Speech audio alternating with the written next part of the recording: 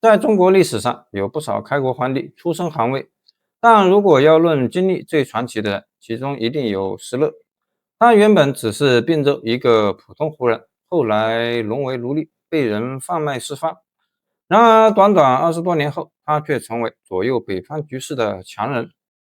可問題是，石勒雖然手握重兵，群居河北，卻始終只是漢朝名義上的臣子。那麼一個功高震主的臣子，最終會走向怎樣的結局？寧嘉3年，公元318年，劉琮病重，徵召石勒入朝擔任大將軍、錄尚書事，托付輔政重任，石勒拒不接受。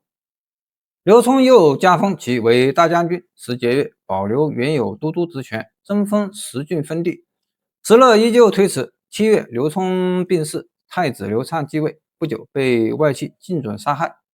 靳準自立為漢天王，石勒命張晉率5000兵馬為前鋒，親率5萬大軍討伐靳準，進駐襄陵北原，4萬多槍械部落歸降石勒。靳準多次出兵挑戰，都無法突破石勒防線。10月，當時攻破長安、滅亡西晉、鎮守長安的劉耀，聽聞靳準叛亂，北上討伐靳準，並於赤壁登基稱帝，任命石勒為大將軍，與石勒成犄角之勢，進攻平陽。此後，石勒進軍前趙都城平陽，11萬各族部眾盡數歸降。11月，靳準派蒲太前來求和，石勒扣押使者，並送往劉耀處，以表明城內並無歸附劉耀之意。然而，劉耀借蒲太傳話，勸靳準歸降自己，靳準猶豫不決。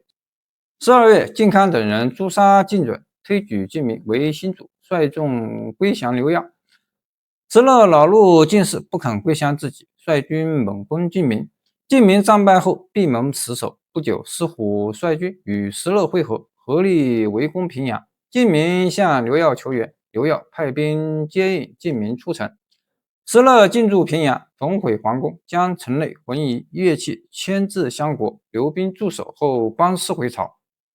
平定靳準之亂後，石勒的威望與實力進一步攀升，漢朝朝廷對他既倚重又忌憚。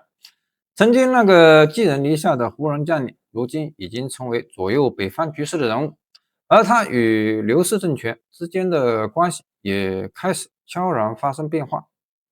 光初2年，公元319年2月，石勒派左長史王修向称帝後遷都長安的劉耀報捷。劉耀冊封石勒為太宰、大將軍、趙王，賜予等同曹操府漢的特殊禮遇。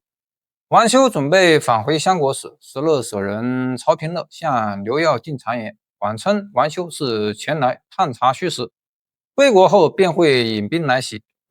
彼時劉耀國力損耗嚴重，心生畏懼，隨即派人追回王修，將其處死，廢除原本賜予石勒的所有官職、爵位與禮遇。王修副手劉茂僥倖逃回襄國，向石勒稟報實情。石勒大怒，痛斥劉氏基業全靠自己打拼，如今卻無端猜忌謀害，聲稱趙王趙地之位無需他人分賞，自此與前趙徹底結怨。同年11月，石虎、張晉、張彬等129名文武大臣聯名上書，懇請石勒稱真號，效仿劉備在蜀、魏王在邺的舊例，以河內、魏郡、吉郡等24郡29萬戶分地設立趙國，郡太守改為內史。石勒採納建議，即位稱趙王，改元趙王元年，以襄國為都城。因劉耀早前以定國號為趙，史稱前趙。石勒建立了政權，便被稱作後趙。石勒稱王之後，持續推行各項舉措，完善政權建設。光初6年，公元323年，石勒派遣石虎出兵，剿滅長期割據青州的曹營，徹底占據青州全境。光初8年，公元325年6月，石勒大將石胜攻占洛陽，出兵攻打駐守荥陽的東晉司州刺史李據，李據兵敗不敵，歸降前趙劉耀。劉耀派遣中山王劉越率萬餘精兵馳援，在孟津、石梁一帶擊敗後趙軍隊，斬殺俘獲5000餘人。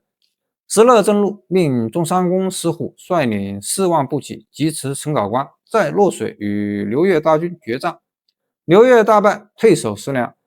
劉耀親率大軍增援，卻因軍營連夜騷亂潰散，只能撤回長安。石虎攻破石梁，俘虜劉越等80餘名前赵将領，坑殺士兵10000餘人。此戰之後，石勒勢力範圍延伸至淮河流域。光初10年，公元327年，石勒派石虎擊敗代王特拔荷拉，逼迫對方從都城聖樂遷至大陵，徹底掃除北方後顧之憂。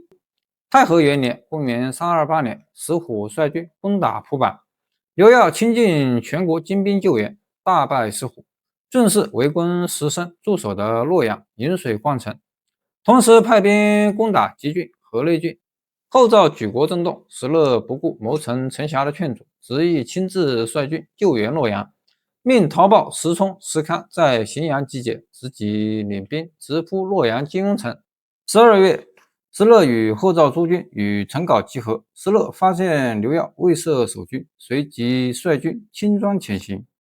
劉耀直至石勒渡過黃河，才倉促布防。從俘虜的些人口中得知石勒親率大軍來襲，心中驚懼，隨即解除洛陽金庸城之圍，在洛水西岸列陣對峙，見劉耀屯兵洛西，石勒認為必勝無疑，隨即與石虎、石堪、石衝兵分3路夾擊，大敗前趙大軍，生擒劉耀，將其押回相國。太和2年，公元329年，留守長安的前趙太子劉熙得知劉耀被俘，頓時方寸大亂。劉熙的母親楊信榮原本是西晉惠帝司馬衷的皇後。18年前，洛陽陷落，她從晉朝皇後淪為亡國俘虜，後來又成為劉耀的皇後。誰也沒想到，這位親眼見證西晉覆滅的女子，生下的兒子竟會成為前趙的太子。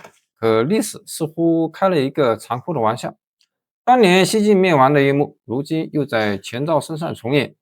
面對兵臨城下的危局，身負2朝血脈的劉熙無法力挽狂瀾，倉皇逃往上邽。各地守將紛紛棄城追隨，關中頓時大亂。多名前趙將領獻長安歸降後趙，石勒隨即派石虎率軍清剿關中殘餘勢力。同年8月，退守上邽的劉耀次子劉穎率軍反攻長安，被石虎擊潰。石虎乘勝追擊，攻克上邽。前趙王公大臣盡數被捕誅殺。同年，石勒斬殺劉耀，存續已久的前趙徹底滅亡。自此，後趙除前涼張氏、代北鮮卑拓跋氏、遼東鮮卑慕容氏以及遼西鮮卑段氏等勢力外，幾乎佔領了整個中國北方。石勒的戰地和建國規模遠遠超過了匈奴劉氏。劉淵建立漢趙時，或許從未想過，最終終結這個政權的人會是自己最倚重的部將。歷史上最危險的敵人，很多時候並不在外面，而在自己的陣營之中。太和3年，公元330年，石勒稱大趙天王，行皇帝事。至9月，他正式稱帝，改元建平。後趙與登進以淮水為界，暫時休戰，各自經營內務。從被販賣的奴隸到統治北方的帝王，石勒用20多年的時間，完成了中國歷史上最不可思議的逆襲之一。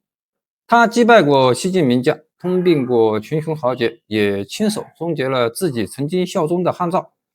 但問題來了，石勒死後，後趙為什麼會迅速走向崩潰？